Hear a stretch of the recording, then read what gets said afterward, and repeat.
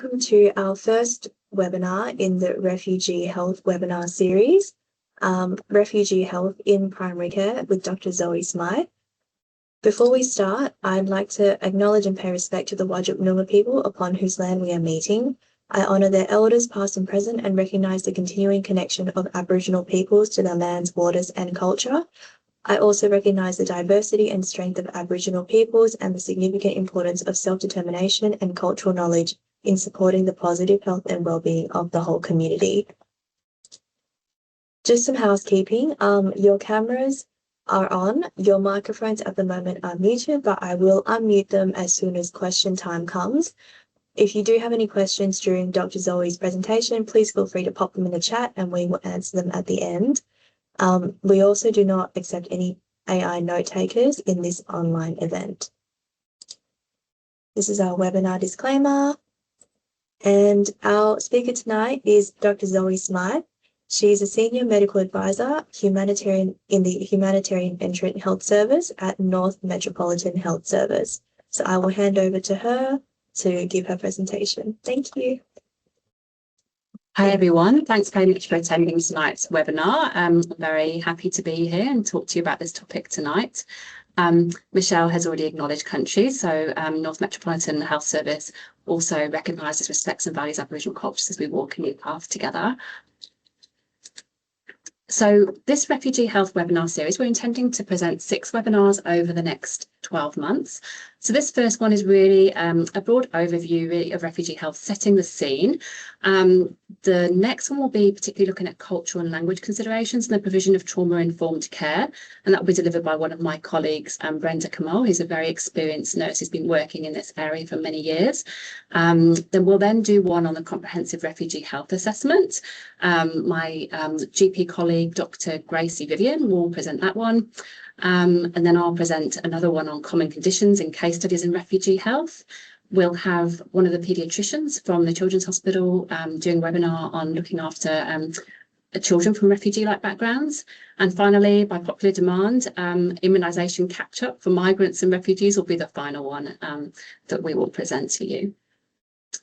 So the learning objectives for tonight are firstly to understand the global and Australian context and terminology, to understand some of the impacts of social determinants on health in this population, to understand the roles of the humanitarian settlement programme provider and the specific refugee health services we have in WA and how these intersect with primary care. And finally, to appreciate diversity and specific needs of different groups and communities. So firstly, looking at the global refugee situation. So there are currently 123 million forcibly displaced people worldwide. So that's quite an enormous number and equates to 1 in every 67 people in the world. Those numbers have doubled in the last decade. A little over half of those people are classed as being internally displaced, meaning they've fled from one area of their country to another. 42.7 million are recognised as refugees under the UNHCR mandate, meaning they have left their country of birth. There are 8.4 million asylum seekers worldwide. So in Australia, we grant approximately 20,000 humanitarian visas each year. So you can see that that's a relatively small number compared to the number of people who are displaced and living as refugees worldwide. However, I think Australia has consistently worked to accept people into Australia, and since World War II has accepted 1 million refugees. And that figure was reached just a couple of months ago, where the 1 millionth refugee arrived in Australia. So I think that's a big milestone. Some of the definitions. So the definition of a refugee, this is from the UN Convention in 1951, is defined as any person who, owing to a well-founded fear of being persecuted for reasons of race, religion, nationality, membership of a particular social group or political opinion, is outside the country of his or her nationality and is unable or owing to such fear is unwilling to avail himself or herself of the protection of that country. The definition of an asylum seeker, I've put one up there which was written by the Refugee Council of Australia in 2016. I think asylum seeker, sometimes the words have some negative connotations, and I think it's important to understand what the term actually means. So it refers to people who have fled their own country and applied for protection as a refugee, but whose claims have not yet been recognised by a government. So some will be found to have valid claims of protection which entitle them to international protection and assistance, and others will be found not to be refugees nor in need of any form of international protection, and as such are expected to return to their country of origin. I've put in a definition there for displaced people because this relates to a WA Health specific issue, really. So there's been lots of advocacy done in WA Health, and in the latest fees and charges manual, it recognises that asylum seekers and displaced persons often don't have access to Medicare, but provisions are in there to ensure that they can receive free treatment within the WA Health HSPs. So displaced people are persons who are unable to return to their home country due to some significant event, such as a natural disaster or war. And specifically, it relates to people that may be here due to the war in Ukraine or the Israel-Palestine conflict. So these are people that, as I say, often may not have Medicare, but if they can provide adequate evidence, they will be entitled to free treatment. So that usually relates to a letter from an organisation such as CARAD or Red Cross or Circle Green, who provide legal support. Sometimes when I see people that come into this category in our clinic, I'll even print out the 2 pages from the fees and charges manual, pages 23 and 24, that they then take with them to, for example, if I'm referring them for a radiology test in Osborne Park Hospital or something like that, to support the fact that they are entitled to free treatment. Because WA Health, obviously, it's a huge group of organisations, and sometimes that information doesn't permeate, and we have heard stories about people attending ED and being presented with large bills afterwards. So I think it's really useful for everybody in primary care to know this, because it does include Path West, services, allied health services through some of the hospitals such as Bentley and Osborne Park, radiology through Osborne Park, so as well as acute medical care in the hospitals. So looking at where refugees are coming from, so worldwide, 69% of refugees originate from just 5 countries, with Venezuela actually having the most, originating the most refugees, Syria, Afghanistan, Ukraine, and South Sudan. So in these countries, 15 to 20% of the entire populations are thought to require international protection. Sometimes there may be decreasing numbers reported, and that may actually reflect that in some situations people are being forcibly returned to their country of origin. And in particular, we've seen that recently with people that have come from Afghanistan and have been living in Pakistan and Iran, being forcibly deported. And that does add to the trauma in people's journey, that people are then living in fear that they may be sent back to the country that they have fled from. So the countries hosting the largest numbers of refugees, you can see there that Iran and Turkey, Colombia, Germany, they're hosting millions of refugees. And I think it's important to note that that can have effects on their infrastructure.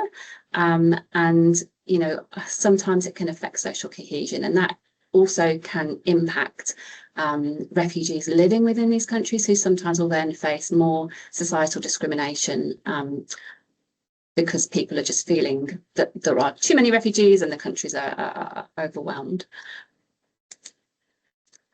So Australia's refugee and humanitarian visa programme assists refugees and people in humanitarian need who are either offshore outside of Australia or onshore and wishing to seek protection after arriving in Australia. As I said, about 20,000 places annually.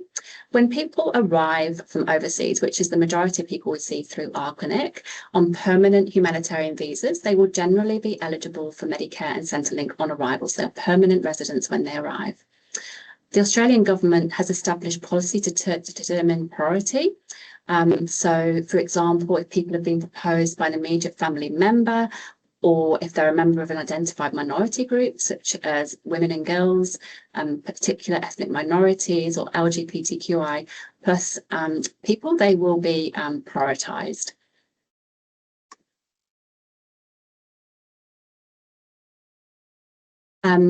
looking at where people have come from that we have seen, this data is 2024, but I don't think 2025's data is going to be very different. We saw over 700 people from 29 countries speaking 22 different languages. And I've just put the top 10 countries there and the top 10 languages. So Afghanistan has consistently been topping the list for us in the last few years, but also many people still arriving from Myanmar, from Congo, Syria, and then South America as well. So in more recent years, we've been seeing more people from Venezuela and other South American countries. So really can see how this is a worldwide issue. Looking at the demographics, so we tend to see fairly equal male-female ratios, but you can see that's sort of like an inverse population pyramid there, where you can see that the majority of people that we see are children and young people and young middle-aged people. We see less older people, and I think that's probably reflective of the fact that that's more the population distribution in countries where people are coming from.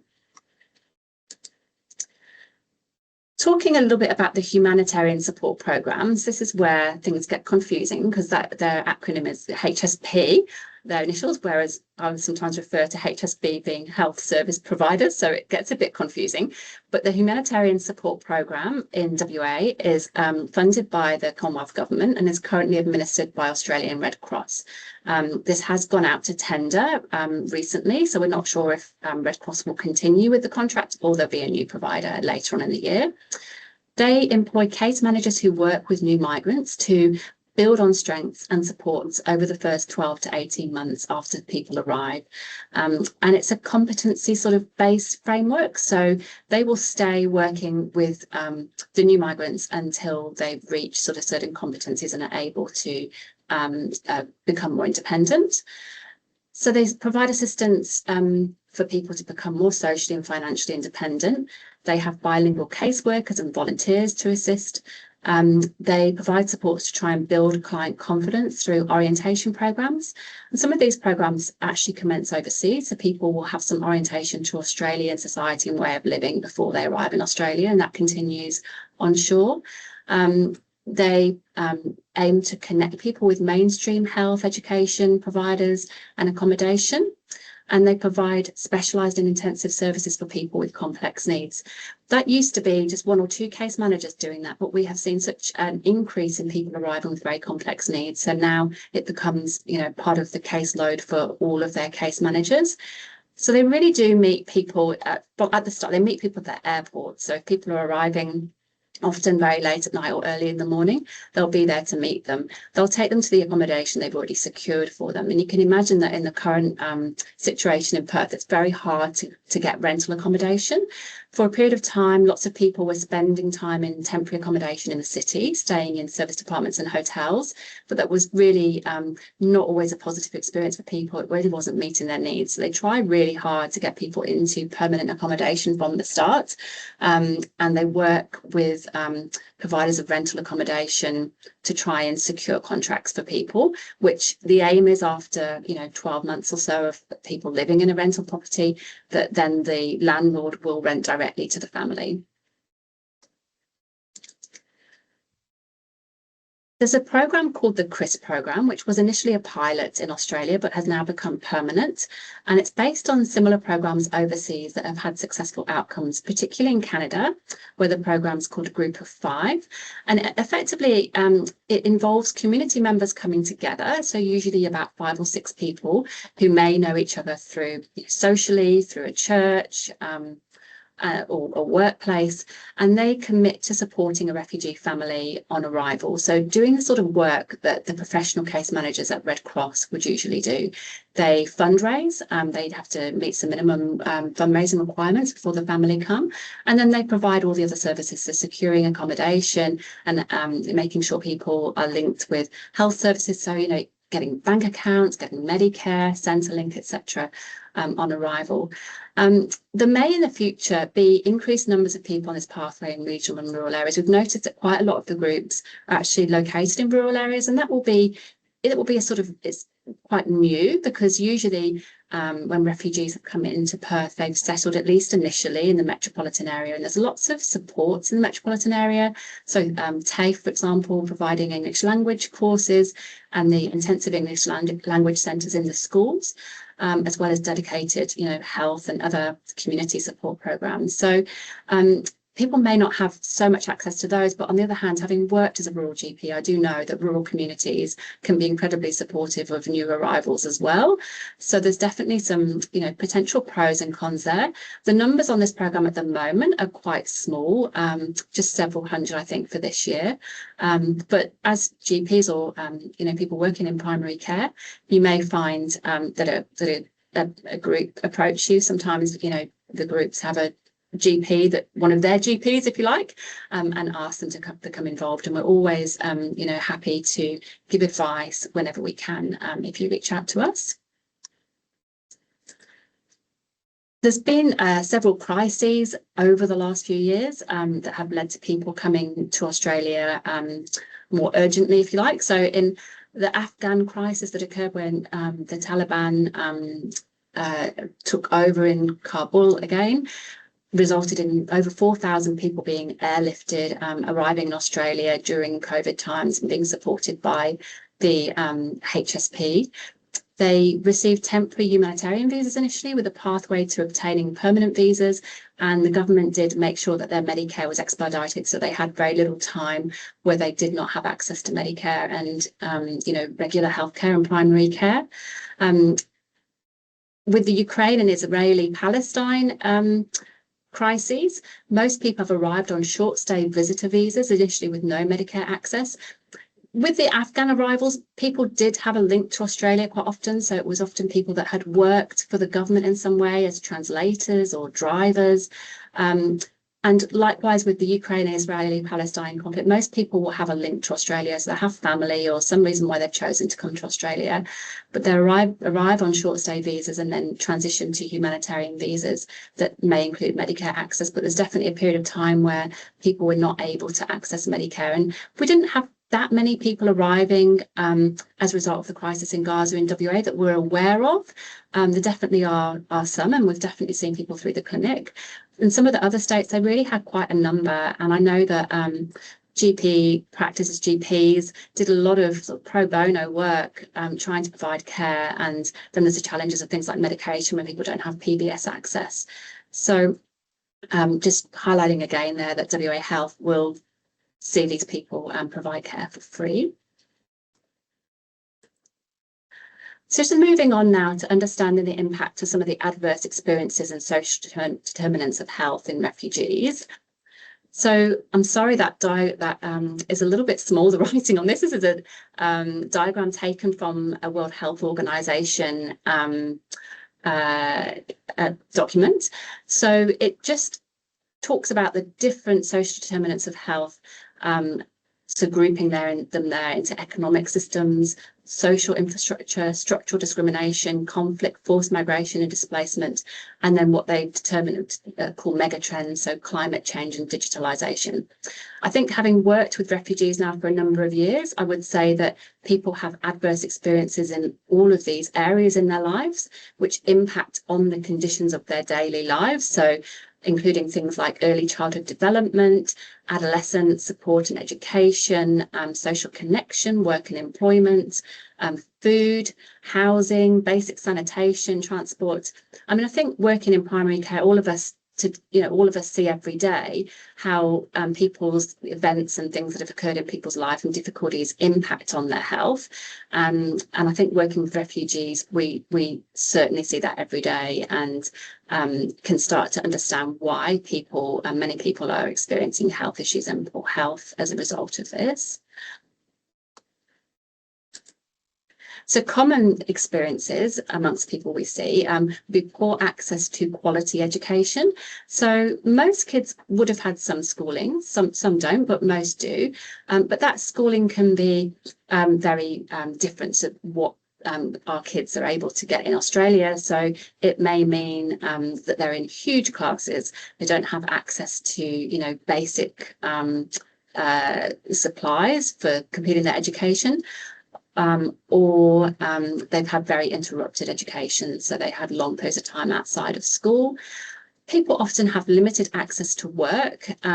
So in these countries of transit, they may not have permission to work legally. Often people may be working illegally and have worries about getting into trouble for that.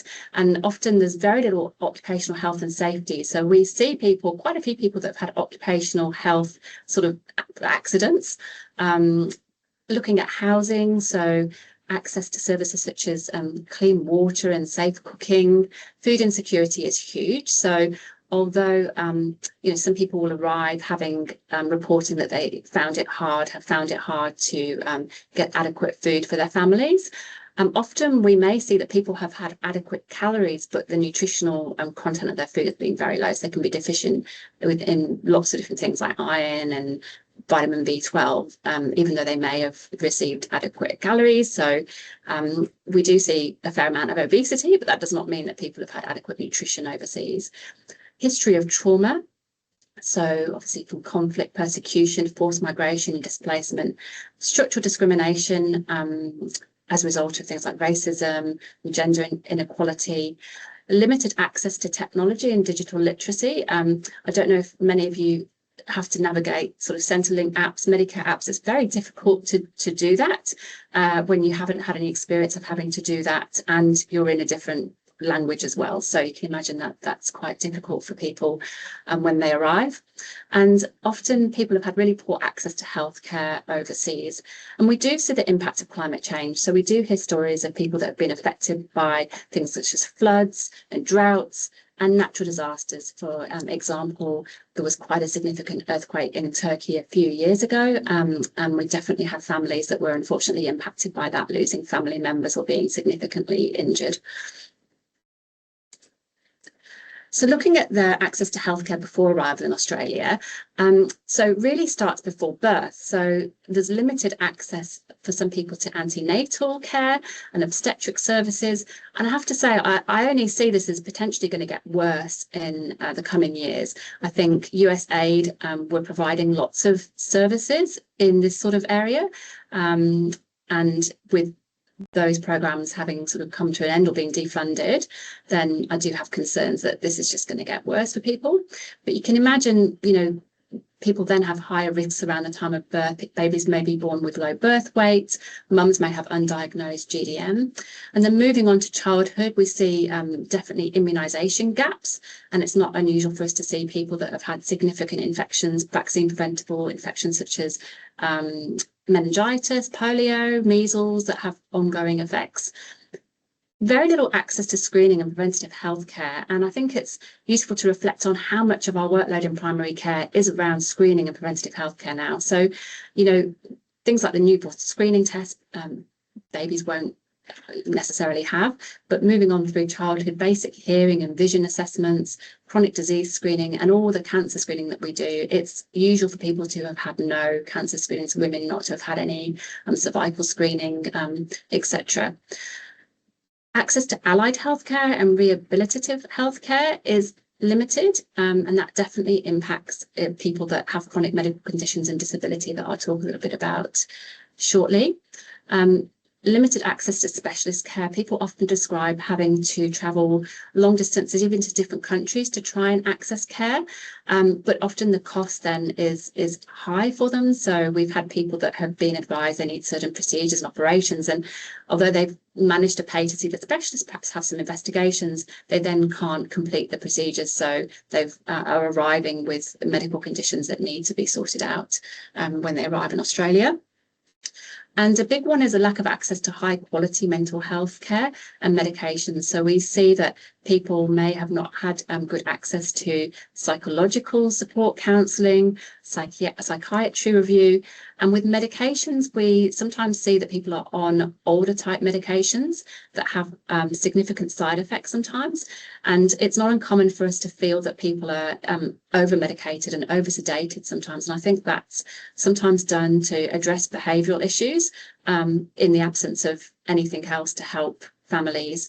And so I find it does increase the degree of psychosocial sort of disability in these people as well. So I'm sorry that that slide is a little bit small, the print on it, but basically we didn't have a lot of evidence for what we were seeing every day in terms of increased rates of chronic disease in refugee clients.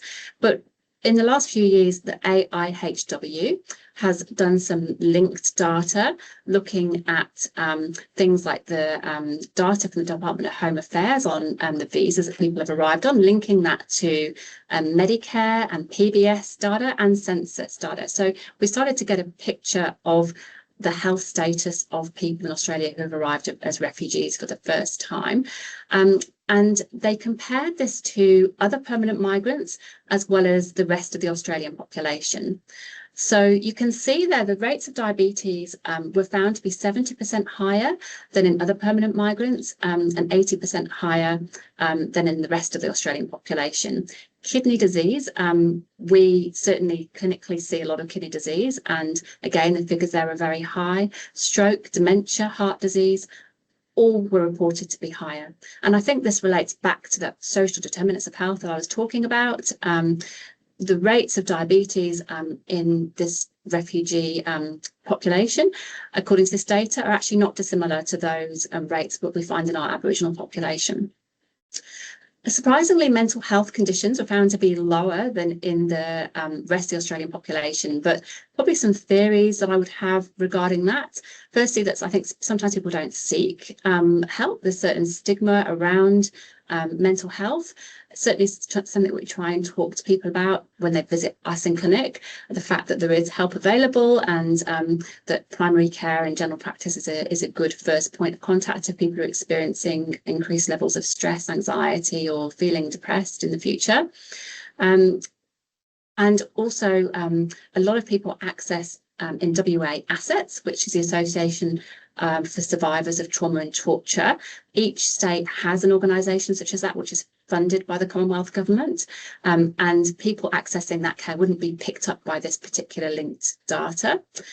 The cancer rates are also lower, and again, I'm not sure of the reason for that, but I would imagine that perhaps this is dependent on self-reported data in the census. So skin cancer, I would imagine, probably comes into the equation there, that people that have that live here, have grown up here, may be reporting higher rates of skin cancer that may influence those figures. But also that lack of access to the cancer screening may mean that perhaps people's cancers are being diagnosed later, perhaps even after arrival. People are not accessing the cancer screening programs, and so they may not be diagnosed at such an early stage. So perhaps the prevalence is lower, but maybe the incidence is not that different, if that makes sense. So we see high rates of disability reported in our refugee cohort, and we see disability really for all sorts of reasons. So there's definitely congenital issues, so things like cerebral palsy, again, that can relate back to perhaps, the care around the antenatal and perinatal period. Genetic conditions, a lot of learning disability, complications from infections are mentioned, vision and hearing issues. So the fact that there's a lack of screening and early intervention can make an impairment into more of a significant disability. We see a lot of people that have experienced traumatic injury. So motor vehicle accidents, we see quite a few people that have had significant injuries and head injuries as a result of motor vehicle accidents. And then injuries as a direct result of conflict, so gunshot wounds, shrapnel wounds, etc. And then I mentioned about the natural disasters. And even things like burns, electrocutions, just reflecting the fact that people are living and working in very unsafe environments.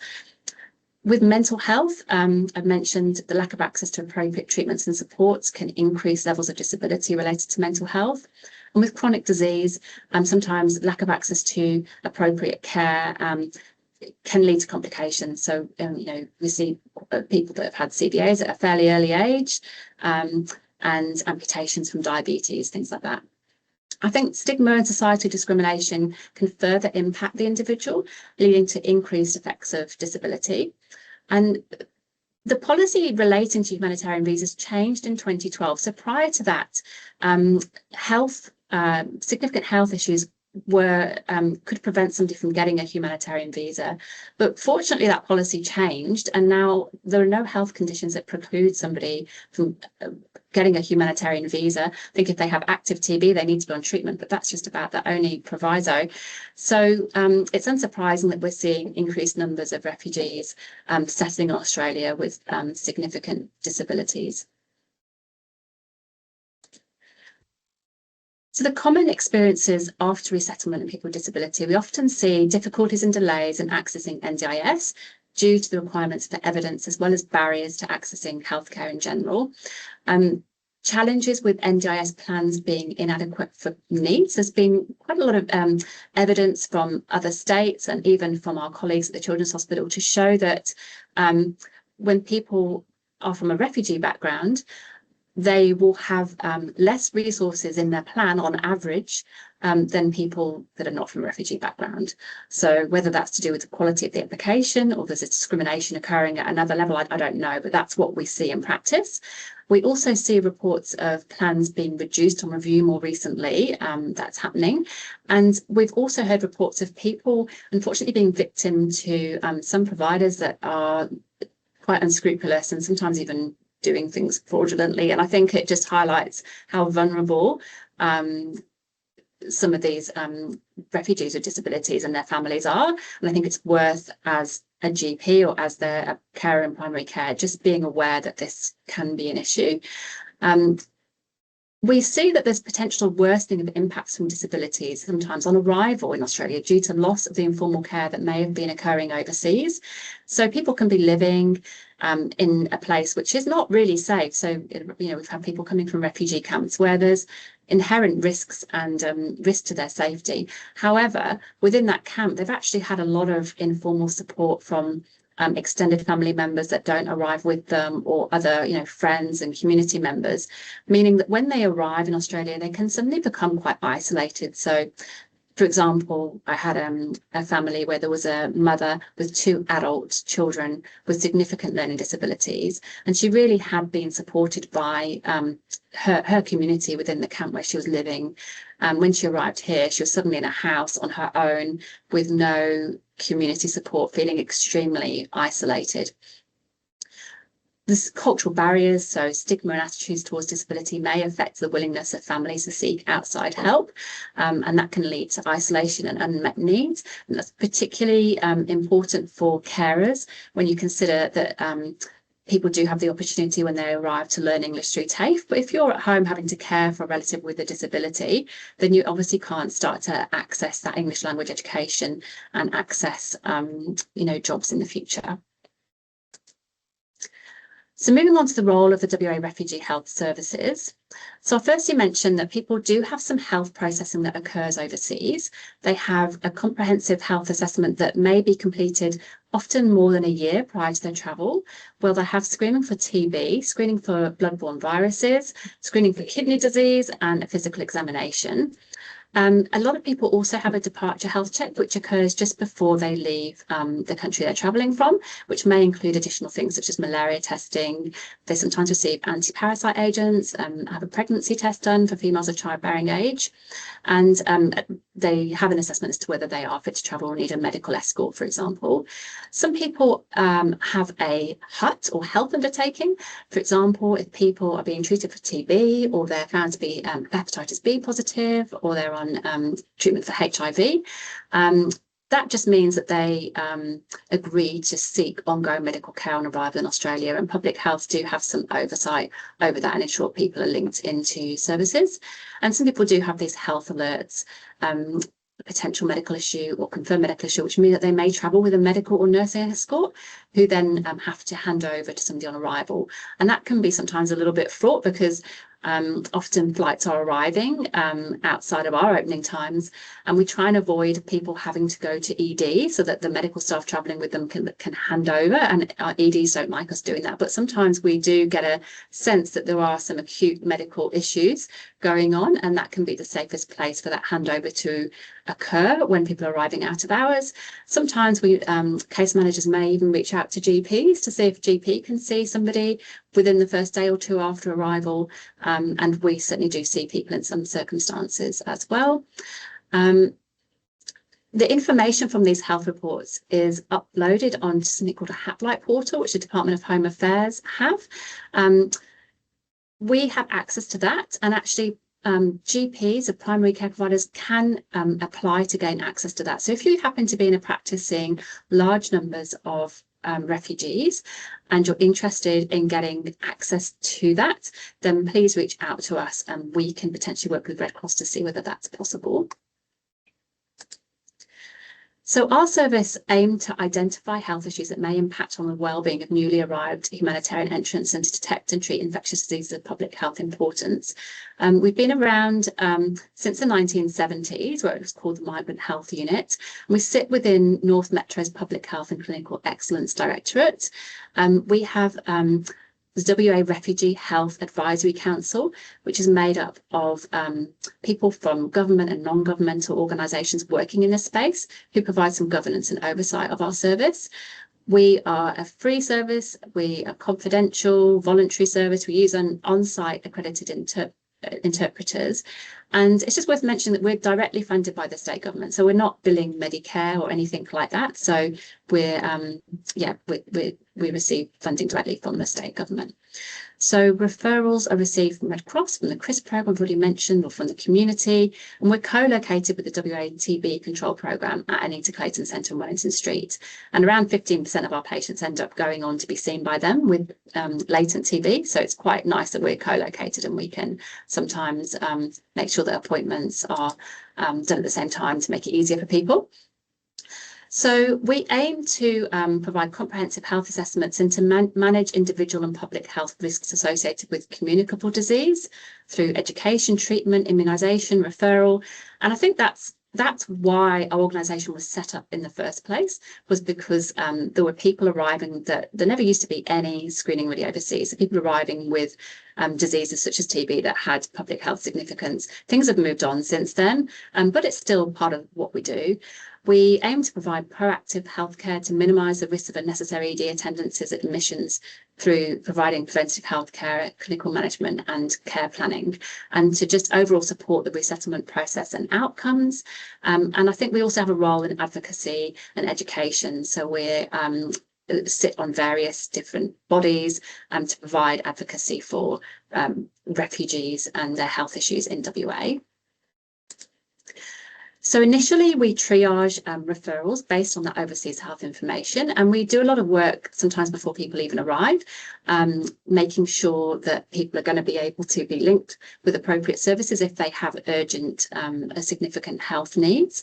So working with the Children's Hospital or other specialists to ensure that that happens quite seamlessly. Their first visit with us will usually occur, we aim to see people within 2 to 4 weeks, and they will see a nurse first of all who will do an interview looking at their health history and social history, and we'll do some pathology collection. And at their second visit they will see a GP or a nurse. We're a very small team, so we have a nurse practitioner who works 0.6, myself, I'm only 0.3, another GP 0.2, so we have a pretty small team with a couple of refugee health nurses as well, but we provide that medical assessment and examination. We provide treatment, free treatment for infections and nutritional deficiencies that may be picked up.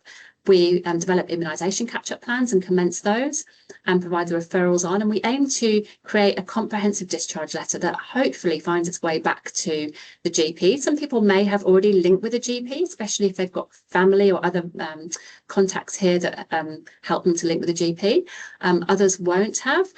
We try and do a My HR upload, a brief summary as well when our technology is working, and provide as I say, provide those catch-up immunisation schedules. So this is, I've tried to do a little flow chart there. So going around the outside is what we're doing with the big arrows there, as I've already described. And then I would say that, you know, GP practice that these people link with is really at the centre. So we like to think we provide a bit of a safety net, because people sometimes do find it difficult to link to primary care. They may have to move, so they may be in temporary accommodation and move again, or they may have other reasons why they're finding it hard to access primary care. So we see ourselves as a bit of a safety net in those first couple of months, but ideally people should be linking with the GP, and we should be providing that information. So I've showed those arrows flowing inwards, so that you should be getting some information from us hopefully. After our second visits, adults that don't have any children are offered appointments at, we call it our HES City Clinic, where we can complete immunisations and ensure that people are properly linked in with GPs. Families with children, so adults, parents and children, are referred to CARS, Community and Adolescent Child Health refugee health teams. They have nurses working in the community who can follow families up, and quite a number of our children that we see are also referred to PCH's Global and Refugee Health Clinic. So these are the sorts of places that we're referring to. I've mentioned assets. ISHAR is a wonderful resource for women's health. Lions Eye Institute have a specific refugee clinic that actually was set up by an ophthalmologist who has lived experience and provides very important service for our clients, many of whom do have quite significant visual issues. We refer people to the public dental service, get them linked in with that and the school dentist. Allied health services. Sometimes for people arriving with disabilities, we work with Red Cross to try and secure extra funding from Department of Home Affairs to get things like private functional capacity assessments. When there's a very long wait in the public system, we're sometimes able to do that. Mentioned WATB control programme. WA health specialist clinics, sometimes we refer people for endoscopies. For people with disability, sometimes we link them in with North Metro Health Services Neurosciences, or Fiona Stanley Hospital have a late effects of disability clinic that's proven to be really helpful for a few of our clients. Community mental health and Department of Communities, they're the people that usually do assessment of intellectual disability in adults within the public sort of system. However, they do have a really long waiting list, and so we've sometimes again have to try and find a way for people to get those assessments done privately, or sometimes neurosciences have helped us out with those. As I say, we recognise that GPs provide the majority of healthcare to refugee families, and we think communication is really vital to providing a quality, efficient and effective care, hopefully minimising the potential duplication of services, minimising the risk of re-traumatising people by asking the same questions, and minimising the risk of follow-up not occurring. We're really happy to receive questions, feedback, requests for further information, concerns, and I've put our main email address there. I think we're a really small team, and so we're quite, I think we can respond to your queries usually fairly promptly. So if, for example, you see somebody and you realise that they've been through our service, you don't have a discharge letter from us, we're very happy to get that to you. Obviously, we need to get patients' consent, but we're really, we want our information to get to you.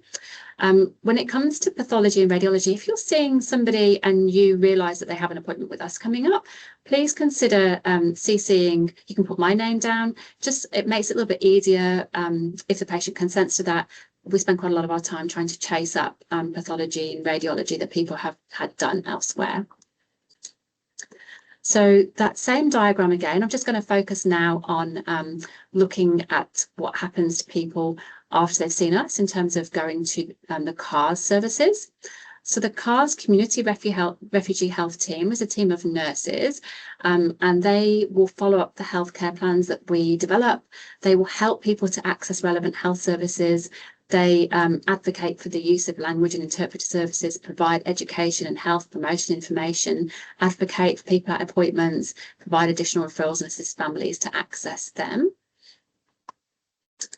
And then PCH Department of Global and Refugee Health, I mean, they'll talk to you much more in their webinar later in the year about what they do, but they have a comprehensive multidisciplinary team. They have nursing and medical staff, dietetics, social work, clinical psychology, a dental, a dentist, an educator. So they really do have a full multidisciplinary team. And so we end up sending quite a few children, referring quite a few children onto them, because there's usually a reason whether or not, the family maybe needs some dietetic input, or the children have dental issues that seem to be quite urgent, that they're going to be able to deal with more urgently there than maybe through the school dental service. There's usually a reason why we feel that children will benefit from having an appointment there after us. And they're follow-up children for usually around 1 to 2 years.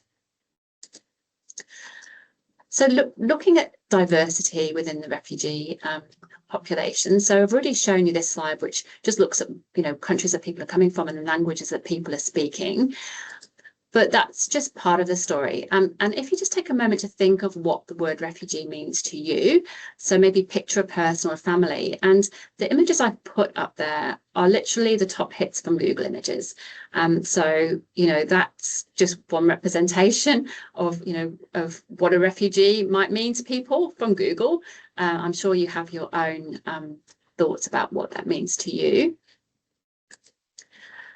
What I've discovered working in this field for a number of years is that there's just a huge amount of diversity, not just between people coming from different countries and different cultures, but within those groups as well. So vastly differing experiences of education. So we see people that have never attended any formal school to people that have PhDs. Some people are fluent and literate in many languages, including English, some people, or people may have no literacy in their first language. A huge social diversity. Increasingly, and we're seeing a number of people identifying as LGBTQIA+, and they may have fled their country because of discrimination because of that, or they may have fled for another reason. We sometimes see people that have had long periods, or quite often see people that have had long periods in transit countries. Sometimes some of the refugees we see from Myanmar have been in Thai refugee camps for 20 years. So people have often established a sort of another life in these countries of transit, and then they come to Australia and have to re-establish their life here again. But sometimes we see people that have, as in the Afghan crisis, have really left in a hurry from the country that they fled from. So very different experiences on their journeys. Very different experiences and expectations of the health system.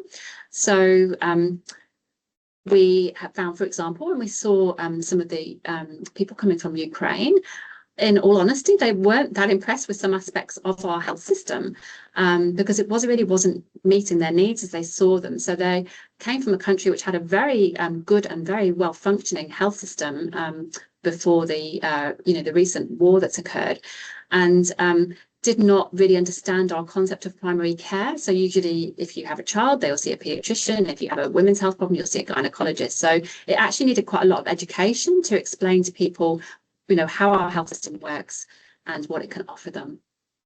But there are some common themes. So unsurprisingly, and aspirations for better life for their families, in particular for children.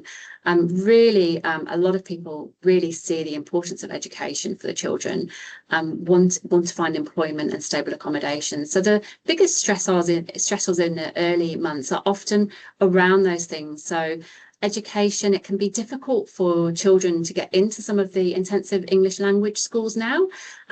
Sometimes they're travelling long distances. We've heard stories of people having to change buses, 3 different buses, 2-hour journeys to get to school. And, families are understandably quite concerned by that, and also quite concerned by, wanting to get stable long-term accommodation. So the take-home message then is that really it's a very diverse population with vastly different strengths, resources, resilience, attitudes, family, community supports and needs.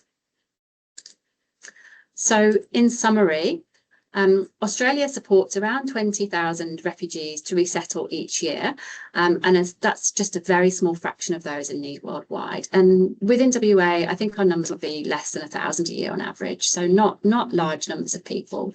The rates of chronic disease and disability are high in the refugee population. WA Health has specific refugee health services to support new arrivals, and we see that communication with GPs and GP practices is key.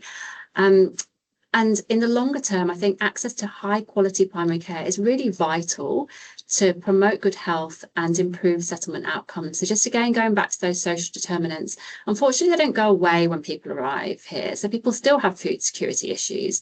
They still have barriers to accessing, education and jobs and things like that. So those social determinants will continue to impact on people's health. And I think having a good GP and a good primary care team around them can really help to address some of those health issues before they have too much of an impact on people.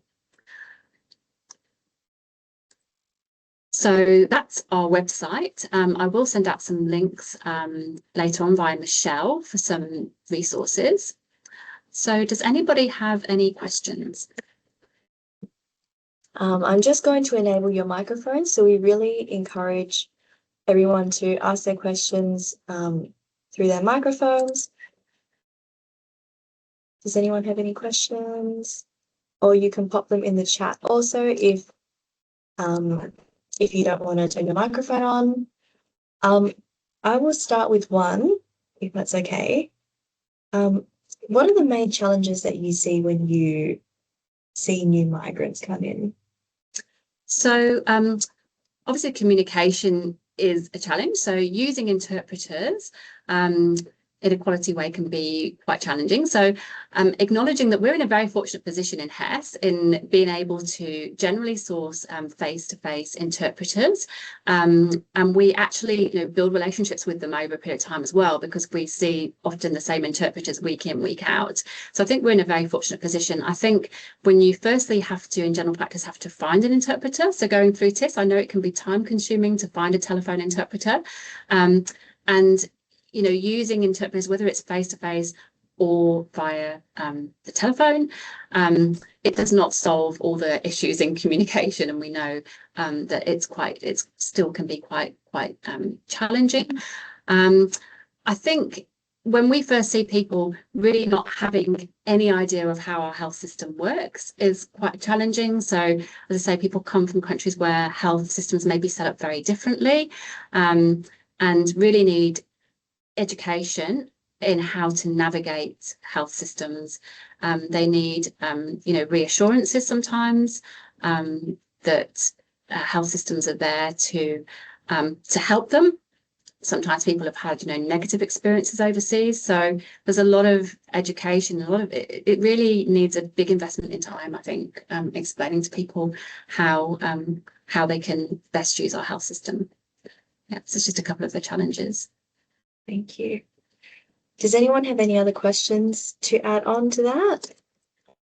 Yes, I do, if that's okay. It's Belinda here. My name is Thomas Glasson, I was just wondering, I work with a street doctor and we sometimes see patients who might be on foreign parent visas or bridging visas. For example, someone that might have been a student and is now seeking asylum in Australia. And sometimes they'll have Medicare and sometimes they won't. But is the refugee service open to those people, or is it purely those that have already got refugee status? Yeah, thank you. That's a great question. So as I already mentioned, WA health service providers will see people free of charge who don't have Medicare. And I think we do definitely have a role to play, and we definitely have been starting to see more people in those situations that you describe. Because although we can't provide ongoing primary care, so we can't solve that issue of access to primary care on an ongoing basis, at least we can do a comprehensive health check and figure out if there are, health needs that we can assist people with finding pathways to assist them. So we definitely will take referrals. We have, I think, had recently somebody who we saw that had accessed some services through Street Doctor and then had come to us. But we do make it clear. So we've worked with CARAD and Circle Green more closely over the last year or two. And we do make it clear and educate people that unfortunately we can't provide the ongoing primary care, but we're more than happy to see people for that initial health assessment. Does that sort of answer your question? Yeah, it does. We're lucky that we are able to get pathology for free from clinical labs, even without Medicare. And we can negotiate sometimes getting really cheap scans and things, but it's really tricky and it's kind of on a case-by-case basis. So sometimes when we're trying to do an initial assessment, we're kind of limited in what we can do and how far we can go with it. So it's good to know that maybe we can email you or talk to you guys about perhaps helping us and then going forward from there. Yeah, that sounds really great. I think if we can, work together to help the people that are in these really difficult, situations where they don't have access to Medicare.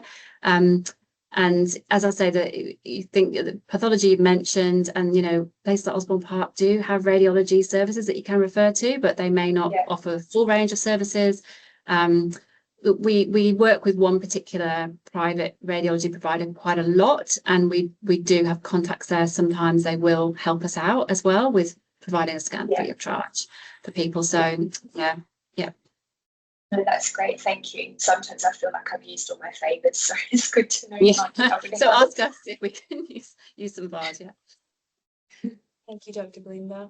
Katie, I see you've got your hand up. Hello, can I just check that my mic's working? Because I'm on a bit of a shaky laptop. Can you hear me okay? Yes, we can. Amazing. My name's Katie. I live up in the Pilbara. The company that I work for recently won a new tender with WAFA to deliver a multicultural health navigation service up in Headland and Newman. So it's a pilot project. And I'm just wondering, it sounds like there's lots of resources available down in the metro area with Street Doctor and, you know, some of the places that you talked about. Do you have any words of advice? I'm not really sure if we haven't done a great deal of co-design with the community just yet, so I'm not sure exactly, you know, what the status of the demographic is in Headland. But should we come across anyone that would be eligible for a health assessment like you described, what would be our options in getting someone down to Perth? Would they be eligible for PATS if they're not eligible for Medicare? Have you ever experienced anyone coming down from a regional town before? No, not specifically in our service, and I think there are issues there with with PADS, as you said. So we work with local GPs sometimes. That's where we have been involved. So if we know that we have a family settling in a rural area, then we'll sometimes liaise with GPs, and we can sometimes fill a few gaps. So really minor things, like for example, if somebody quantiferons, for example, aren't rebatable under Medicare. So we've sometimes just done forms for quantiferons to add on to the rest of the bloods that people are having, things like that. So working with local GPs. We don't offer a telehealth service at the moment, just because we tried to do it during COVID and it was incredibly difficult. And we had concerns around issues such as privacy and other things that we just found it was difficult to do it in that format.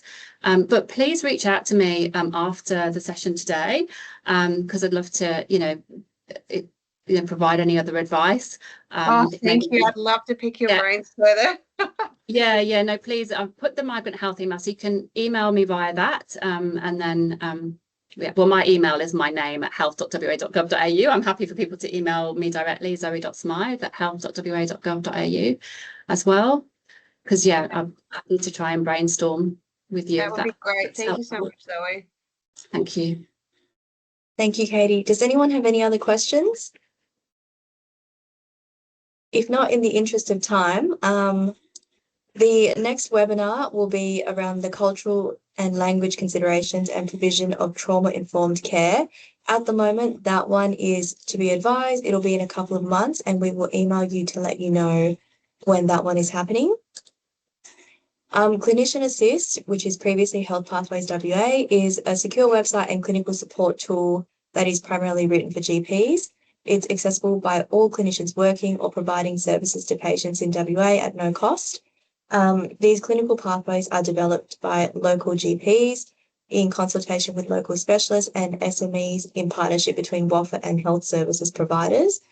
The website content summarises locally relevant assessment, management and referral guidance on key patient presentations, and unlike traditional guidelines, is succinct and easily used during a consultation. The pages of interest to primary care clinicians that provide care to refugees may include refugee health assessment, female genital cutting or mutilation, tuberculosis, migrant and refugee support services, and interpreter services. So to register for an account with Clinician Assist, please visit clinicianassistwa.org.au on the screen and click Register Now. After registered health professionals should select the profession most relevant to their registration. This allows you to enter your APRA registration number, and all other users require approval by the Clinician Assist team to ensure that access is suitable. If you need any help, please contact Clinician Assist via this email or call them. I can see someone is typing, so I will we'll hold on a second. But your feedback thoroughly informs our future webinars. If you could take some time, scan this QR code, and if you have any questions for Dr. Zoe, please also enter them in this in the feedback form, and we'll ask Dr. Zoe and then we'll get them back to you after the webinar. I did see someone typing. Does anyone have any more questions for Dr. Zoe?